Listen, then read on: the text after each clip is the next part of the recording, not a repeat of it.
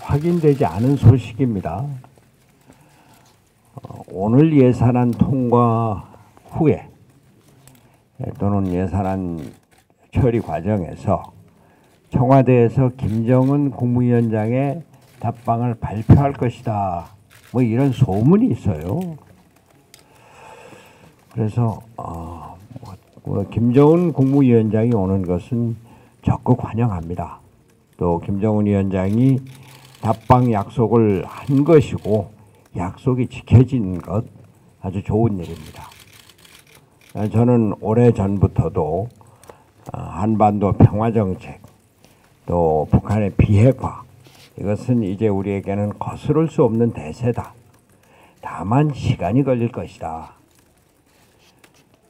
그러니까 한반도 평화를 거부하는 사람들은 시대착오적인 생각을 버려야 될 것이고 또 다른 한편 이게 당장 평화협정이 이루어지고 북미 수교가 이루어지고 남북교류가 모든 제재가 해제돼서 왕성하게 이루어질 것이다. 우리가 북방 경제 진출을 바로 할 수 있을 것이다. 이렇게 조급증에 걸려서는 안 된다. 문재인 대통령은 조급증을 버리고 모든 일을 이치에 맞게 추진해야 된다. 이런 말씀을 드리는 겁니다. 제가 오늘 김정은 위원장의 답방에 대해서 관심을 갖는 것은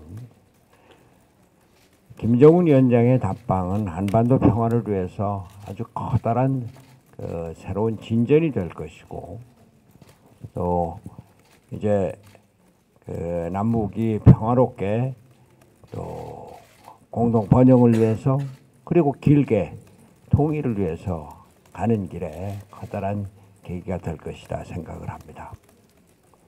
다만 문재인 정부가 김정은 위원장의 답방으로 정치적인 난국을 해소할 수 있을 것이다 이렇게 생각하면 그것은 잘못이다 하는 겁니다.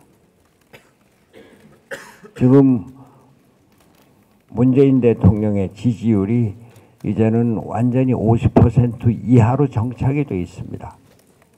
더불어민주당의 지지율도 40%가 됐습니다.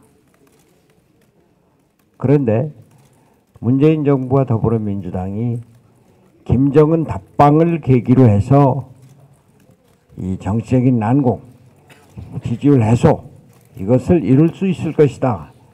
이렇게 생각해서는 큰 잘못이다 하는 겁니다. 그동안 문재인 대통령과 더불어민주당의 지지율이 남북관계, 한반도 평화 이쪽으로 해서 얼마나 많이 올라갔습니까? 그러나 이제는 지난번 평양회담 때도 잠깐 올라갔지만 다시 떨어지잖아요. 문제는 문재인 대통령과 이 정부의 경제 정책의 결과 경제가 무너지고 있고 서민 경제는 완전히 파탄에 이른.